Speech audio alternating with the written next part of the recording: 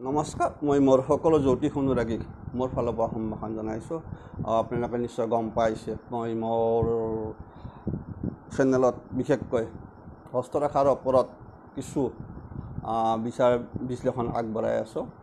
মই ইয়াৰ আগতে আপোনালোকক কিছু কথা কৈছোঁ, বিশেষকৈ আয়ুস ৰেখাৰ কথা ক'লোঁ, তাৰপিছত মই শিৰোৰেখাৰ কথাও কৈছোঁ, আপোনালোকে নিশ্চয় গম পাইছে। গতিকে ঠিক সেইদৰে তাৰ বাহিৰেও মই আজি আলোচনা কৰিম আপোনালোকৰ লগত হৃদয়ৰেখা। কাৰণ মানুহৰ বিশেষকৈ হাতত তিনিটা মুখ্য ৰেখা থকাটো অতি দৰকাৰ।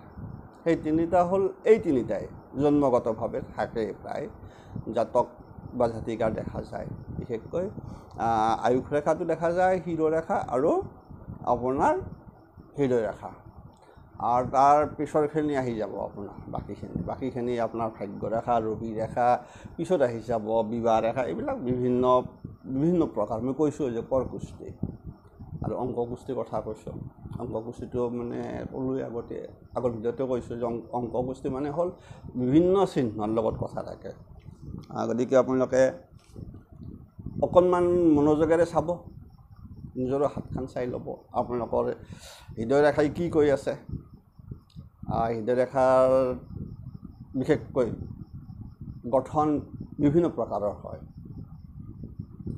হৃদয়ৰেখা এজন ব্যক্তিৰ কাৰণে অতি অপৰিহাৰ্য।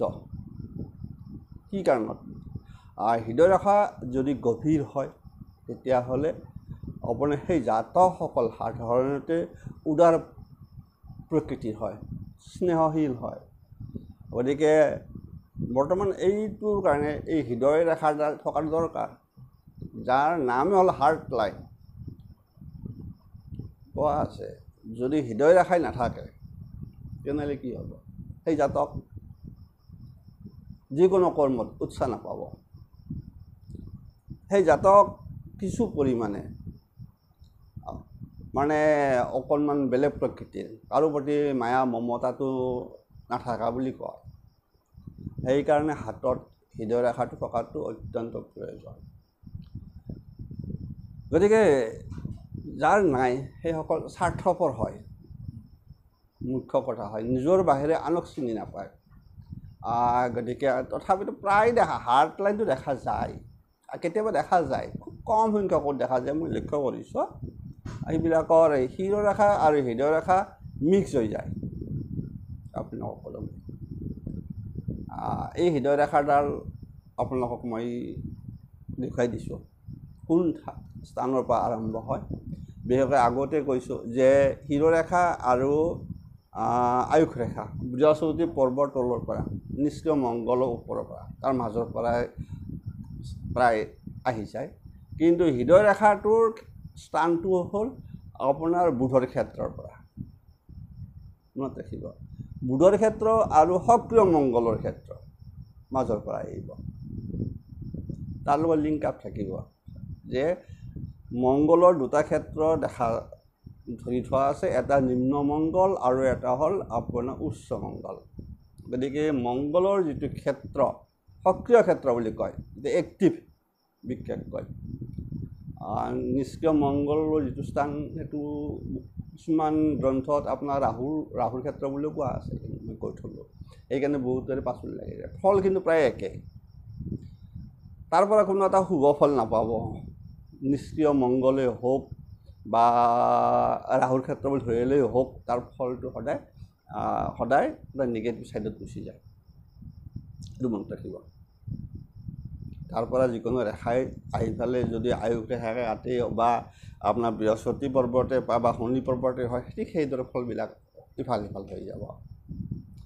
মূল কথাটো আহিছোঁ এতিয়া আপোনালোকক মই কৈছোঁ যে বুধৰ ক্ষেত্ৰ বুলি কওঁতে আপোনালোকে নিশ্চয় গম পাইছে। অকণমান মই কৰি দিছোঁ, তেতিয়া বুজাত অলপ ভাল হ'ব। বিশেষকৈ আপোনাৰ চাব, মই দেখুৱাই দিছোঁ যে এই ঠাইখিনিক কোৱা হয় বিশেষকৈ আমাৰ এই ঠাইখিনিক কোৱা হয় এইটো কনিষ্ঠ আঙুলি তলৰ যিখিনি ঠাই এইখিনি এই একদম চিধাই এইখিনি ঠাইক কোৱা হয় আপোনাৰ বুধৰ ক্ষেত্ৰ আৰু এই ঠাইখিনিক কোৱা হয় সক্ৰিয় মংগলৰ ক্ষেত্ৰ আৰু নিষ্ক্ৰিয় মংগল বুলি এইখিনিক কোৱা হয় যিটো শুক্ৰৰ ক্ষেত্ৰৰ ওপৰত বৃহস্পতিৰ মাজৰখিনি থাকে নিষ্ক্ৰিয় গতিকে আপোনালোকক মই কৈ দিছোঁ গতিকে এইটো বুধৰ ক্ষেত্ৰ গতিকে আৰু এইখিনি হ'ল মংগলৰ ক্ষেত্ৰ ইয়াৰ পৰা উঠিব ইয়াৰ পৰা আৰম্ভ হয় এই ৰেখাডাল আপোনাৰ বিভিন্ন ঠাইলৈকে যাব পাৰে ক'লৈ যাব পাৰে সি আপোনাৰ বিশেষকৈ কোৱা আছে মুখ্যতঃ সি তাৰ লক্ষ্যস্থানটো প্ৰায় বৃহস্পতিৰ ছাইডে গুচি যায় গতিকে ইয়াত আপোনাৰ কেইবাটাও এই হৃদয় ৰেখা কেইবাটাও ক্ষেত্ৰ কাভাৰ কৰে বিশেষকৈ বৃহস্পতিৰ ক্ষেত্ৰকো কাভাৰ কৰিব কেতিয়াবা নকৰিবও পাৰে আৰু কেতিয়াবা শনিৰ ক্ষেত্ৰ বিশেষকৈ ৰবিৰ ক্ষেত্ৰ আৰু বুধৰ ক্ষেত্ৰ এই গোটেইকেইটা ক্ষেত্ৰকে কাভাৰ কৰে কিন্তু আপোনালোকক কৈ থৈ দিলোঁ আৰু সেইমতে ফলবিলাক আৰু ইয়াৰ আকৃতি একে নহয় ইয়াৰ আকৃতি সদায় আপোনাৰ অকণমান বেলেগ বেলেগ ছাইডত গুচি যায় যদি ই আৰম্ভ হয় এতিয়া চাওক মই যিডাল ৰেখা টানিছোঁ এই ৰেখাডাল কিন্তু আপোনাৰ বৃহস্পতি ক্ষেত্ৰ আৰু শনিৰ ক্ষেত্ৰৰ মাজলৈ এই মাজত সোমাই আছে আপোনালোকে লক্ষ্য কৰিছেনে এইডাল হৃদয় ৰেখা তাৰ লিখি আছে গতিকে আমি কৈছোঁ হৃদয় ৰেখা যদি আপোনাৰ গভীৰ হয় বিশেষকৈ লালযুক্ত হয় তেনেহ'লে সেই ব্যক্তিৰ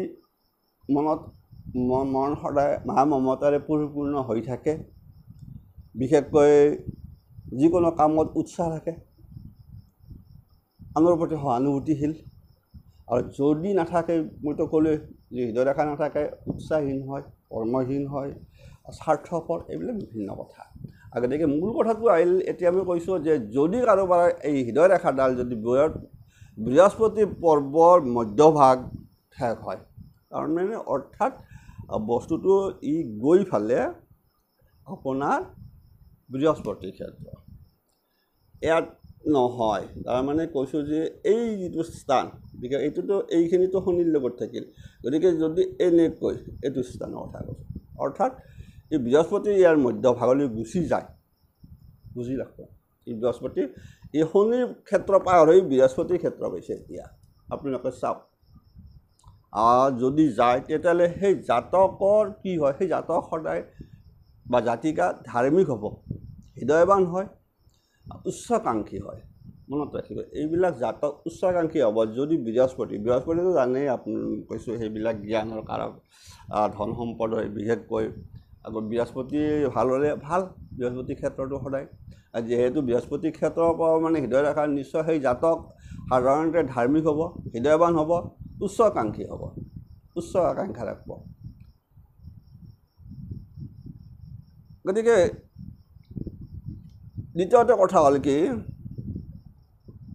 কিবা কাৰণত যদি এই ৰেখাডাল যদি আমাৰ এই যিটো আপোনাৰ পৰ্ব এইখিনি আপোনাৰ কোৱা আছে এই পৰ্বখিনিৰ কথা কৈছোঁ এইটো ফাৰ্ষ্ট পৰ্ব দ্বিতীয় পৰ্ব যদি কিবা কাৰণত যদি ইয়ালৈকে গুচি যায় আপোনাৰ আগুৱাই গ'ল তেতিয়া আগুৱাই গ'লে আৰু ভাল যদি কিবা কাৰণত তৰ্জনীৰ কাষ পায় অৰ্থাৎ তৰ্জনী আঙুলিৰ যদি কাষ পায় তেতিয়াহ'লে আৰু ভাল হয় বিশেষকৈ তৰ্জনী ঠিক এইদৰে তৰ্জনীৰ ওচৰ পাৰে বা তাত টাচ কৰিলে কি হয় সেই জাতকো কিন্তু একে সেই জাতকৰ তৰ্জনীৰ যদি পাই যায় সেই জাতকৰ কি হয় একে কথা প্ৰায় একে ফল হৃদয়বান হয় ধনৱান হ'ব আৰু সকলো ফালৰ পৰা সুখী হয় এইসকল জাতক জাতিকা কিন্তু সকলো ফালৰ পৰা সুখী হয় আৰু বিশেষকৈ জীৱনত সদায় আনন্দময় জীৱন যাপন কৰিব পাৰে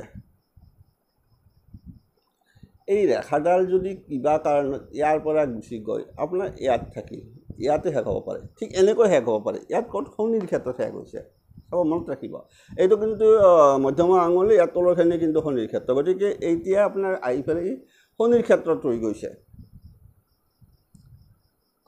আৰু যদি কিবা কাৰণত যদি এই আহি পেলাই ৰৈ গৈ একবাৰ এনেকৈ যদি গৈ ফালে আপোনাৰ এনেকৈ গ'ল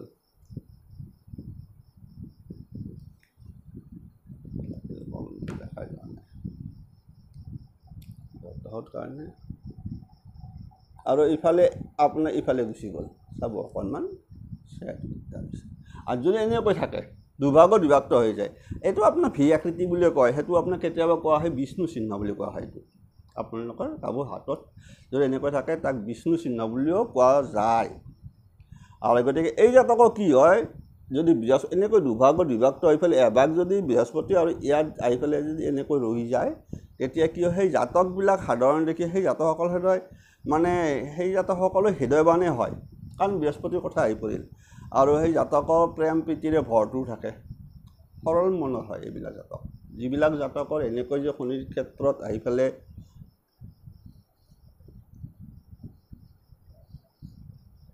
এই শনিৰ ক্ষেত্ৰত যদি এনেকুৱা হৈ যায় তেতিয়াহ'লে আপোনাৰ এই জাতকৰ কি হয় প্ৰেম প্ৰীতিৰে ভৰপূৰ থাকে সৰল মনৰ হয় আৰু কোনোবাই বেয়াকৈ ক'লেও কোনো প্ৰতিবাদ নকৰে কিন্তু এইসকল জাতকে প্ৰতিবাদো নকৰে কাৰণ ধৈৰ্য থাকে শনিৰ কথা না শনিৰ প্ৰভাৱ পৰি যায় গতিকে ধৈৰ্য গুণটো থাকি যায় কেতিয়াবা আৰু কোনোবাই বেয়াকৈ ক'লেও আপোনাৰ প্ৰতিবাদ নকৰে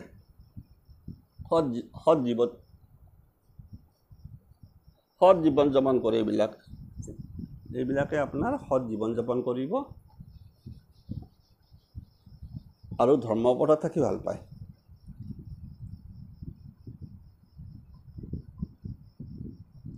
আৰু যদি কথা হ'ল কোনোবা জাতকৰ যদি আপোনাৰ ঠিক এইদৰে থাকি পেলাই দুভাগত বিভক্ত হয় আনফালে এইখিনি ক্ষেত্ৰত কৈছে এইটো যদি এনেকুৱাকৈ ফাঁক থাকে এইটো ফাঁক থাকিব পাৰে কিবা আপোনাৰ কাৰণ এইটোকে কোৱা হয় সিহঁৰ ক্ষেত্ৰত ফাঁক থকা তেতিয়াহ'লে ইয়াৰ ফলটো আৰু বেলেগ হয় ইয়াত থাকি গ'ল আপোনাৰ বেলেগ এটা বস্তু ফলটো আৰু যদি কিবা কাৰণত যদি বুধৰ ক্ষেত্ৰতো দুভাগত ভাগ হৈ যায় তেতিয়াহ'লে বুধৰ ক্ষেত্ৰতো ভাগ হৈ গ'লেও আপোনাৰ নেক্সট কথাটো আহি গ'ল আপোনাৰ আমি কি কৈ আছিলোঁ যে শনিৰ ক্ষেত্ৰত শেষ হৈছে ইয়াত শেষ হৈ আপুনি ঠিক এনেকৈ যদি বস্তুটো এনেকৈ যদি ইয়ালৈকে বৃহস্পতিলৈ গুচি যায় ইয়াতো যদি এনেকৈ যদি দুভাগত ভাগ হৈ থাকে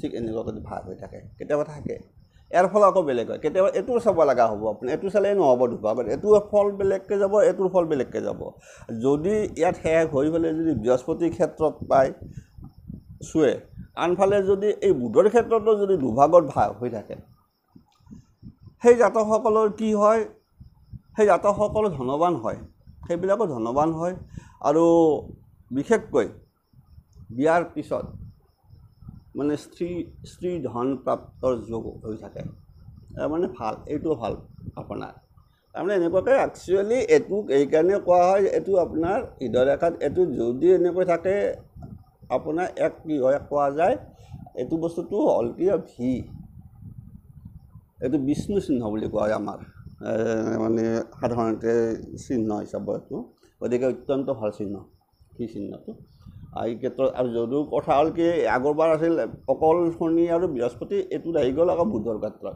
এই ক্ষেত্ৰত কিন্তু আহে কি দেউতাক ধনৱানো হ'ব কিন্তু স্ত্ৰী ধন লাভ অৰ্থাৎ ধৰা স্ত্ৰী ধন লাভ মানে হয়তো স্ত্ৰী হয়তো চাকৰিও কৰিব পাৰে হয়তো কোনো ভাল ব্যৱসায়ৰ লগত যুক্ত হৈও থাকিব পাৰে সেইটো ক'ব নোৱাৰিম গতিকে ভাল আৰু বিশেষকৈ আপোনাক কৈ থ'লোঁ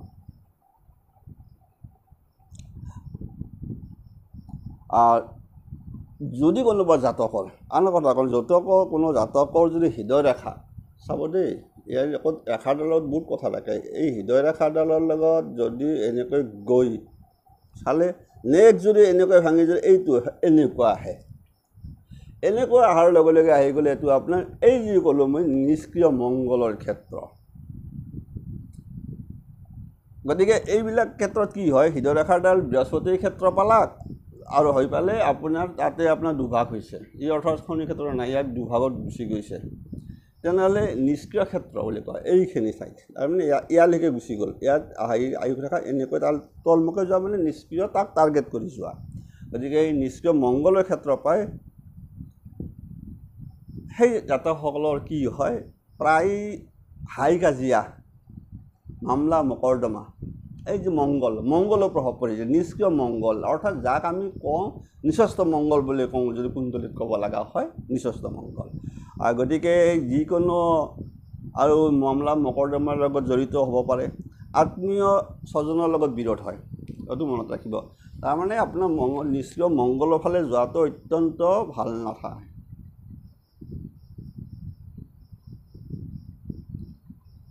গতিকে এইখিনি আপোনাৰ মূল কথা। মুখ্য কথা আন এটা কথা হ'ল কি, এই বিশেষকৈ আপোনালোকক মই কৈ দিছোঁ এটা কথা জানি থোৱাটো ভাল, যিহেতু বিশেষকৈ আমাৰ এই যিকেইডাল হৃদয় ৰেখা, এই হৃদয় ৰেখাডালত আপোনাৰ ক্ৰছ চিন থাকিব নালাগে। এই যে ক্ৰছ চিন থাকিব নালাগে, এনেকৈ ষ্টাৰ চিন থাকিব নালাগে। আপোনাৰ কেতিয়াবা কোৱা হয় এনেকুৱাকৈ জব চিহ্ন থকাটো সিমান এটা সুবিধাজনক নহয়। জব চিহ্ন মানে জবধান্তৰ নিচিনা, ঠিক এনেকুৱাকৈ যদি থাকে বা কলা চিহ্ন, আপোনাৰ যদি এনেকুৱাকৈ যদি কলা চিহ্ন থাকে, এইবিলাক কিন্তু আপোনাৰ একোটা সংকেত আপোনাৰ অসুখ বিসুখৰ হওক, দুৰ্ঘটনা হওক, হাৰ্ট এটাক, বিশেষকৈ এইবিলাক হাৰ্ট এটাক, মেক্সিমাম হাৰ্টৰ ৰোগ বেমাৰ এইবিলাকৰ এটা ইণ্ডিকেট হৈ থাকে। আনফালে যদি ইয়াত যদি আপোনাৰ ক্ৰছ চিহ্ন থাকে, এই যদি আয়ুস ৰেখাটো যদি থাকি যায়, এই আয়ুস ৰেখাডালতো যদি আপোনাৰ এনেকুৱাকৈ থাকি যায়, কিন্তু আপোনাৰ মৃত্যু সংকেত হৈ থাকে এক্সিডেণ্টত, হয়তো আপোনাৰ হাৰ্ট এটাক হৈ পেলাই মৃত্যু হ'ব পাৰে। কাৰণ এইটোৰ লগত হাৰ্টৰ লগত বহুত কথা থাকে, যে আপোনাক কৈ দিলোঁ এইটো আৰু জানি থোৱাটো ভাল। গতিকে আপোনালোকৰ হাতত যদি তিল চিহ্ন বা ক্ৰছ চিহ্ন অথবা যদি জব চিহ্ন থাকে, তেনেহ'লে সেইটোক আপুনি ভাল বুলি ক'ব নোৱাৰে। এটা ইণ্টাৰেষ্টিং কথা মই কৈ দিওঁ একেলগে, আপোনালোকক ক'লোঁ যেতিয়া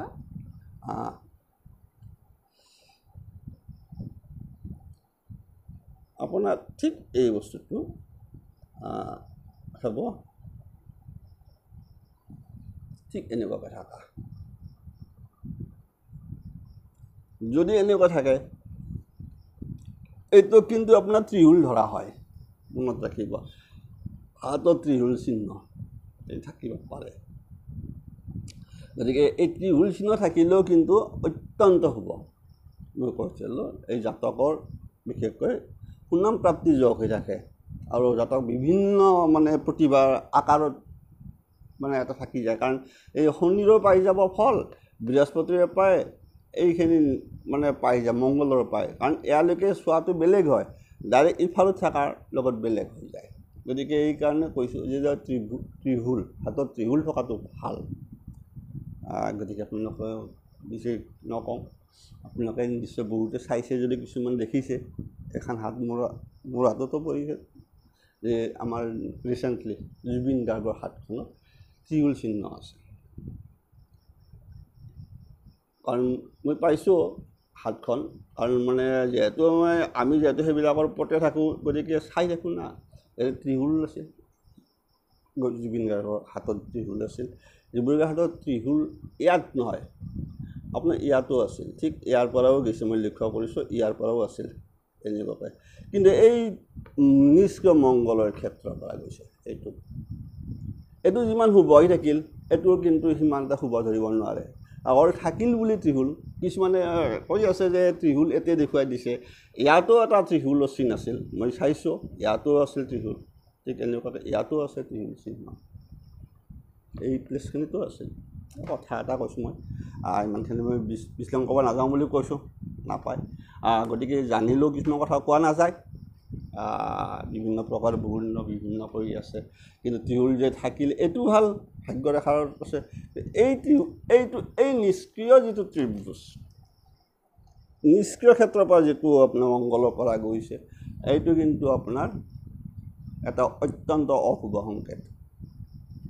আৰু কাৰণ এইটোৱে যে কৰিছে কি, যে এইফালে আপোনাৰ মংগলৰ পৰা ওলাই ফালে এই শনিৰ ক্ষেত্ৰত গুচি গ'ল, বৃহস্পতিৰ লগত গ'ল পালে, কিন্তু এই শনিৰ লগত সংযোগ, এই শনিৰ ক্ষেত্ৰত গুচি গ'ল। চাব, এইটো কিন্তু শনিৰ ক্ষেত্ৰ, এইখিনি গোটেইখিনি শনিৰ ক্ষেত্ৰত পৰি যাব।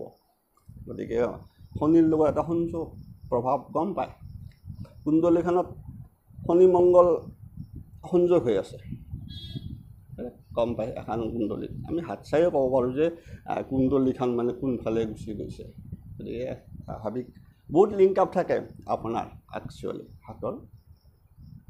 গতিকে এৰিলোঁ, বিশেষ নকওঁ, আপোনালোকে পাই আছে বিশ্লেষণ, গতিকে বহুতেই পাই আছে, পাইছে, চাইছে, জুবিন গাৰ্গৰ কুণ্ডলীখনৰ বিশ্লেষণ কৰিছে, ময়ো চাইছোঁ, পাইছোঁ। গতিকে মই এটা কথা আপোনালোকক কওঁ, মই নকৰোঁ বিশ্লেষণ কৰোঁ, যিহেতু মই কৈছোঁ এনে চাইছোঁ, হয় আছে, সুখত যেনেকৈ আছে অসুখতো থাকিবই। কিন্তু কথা হ'ল যেনেকৈ বিশ্লেষণবিলাক আপোনাৰ আমাৰ এটা কথাই মই মানে আপোনালোকক কৈ থৈ দিওঁ, যিটো আপোনালোকৰ বিশ্লেষণবিলাক আগবাঢ়িছে ভালেই কৰিছে, বিশ্লেষণটো ঠিকেই আছে, অ'কে আমি মানি লৈছোঁ। কিন্তু কথা এটা হ'ল প্ৰকৃত ৭২ হ'ল নে ৭১ হ'ল, এইটো মোৰ ডাঙৰ কথা। মোৰ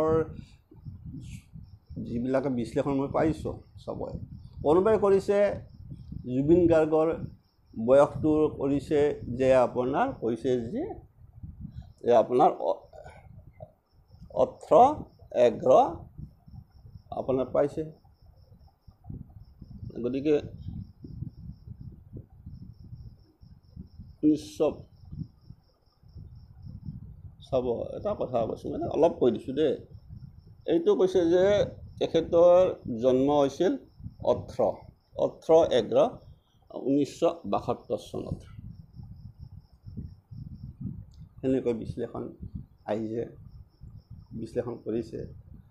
আৰু কোনোবাই কৈছে নহয় যে এজনৰ পাইছোঁ যে ১৮-১১-১৯৭১, এজনে কৈছে ৭২, এজনে কৈছে নহয় তেখেতৰ ৭১।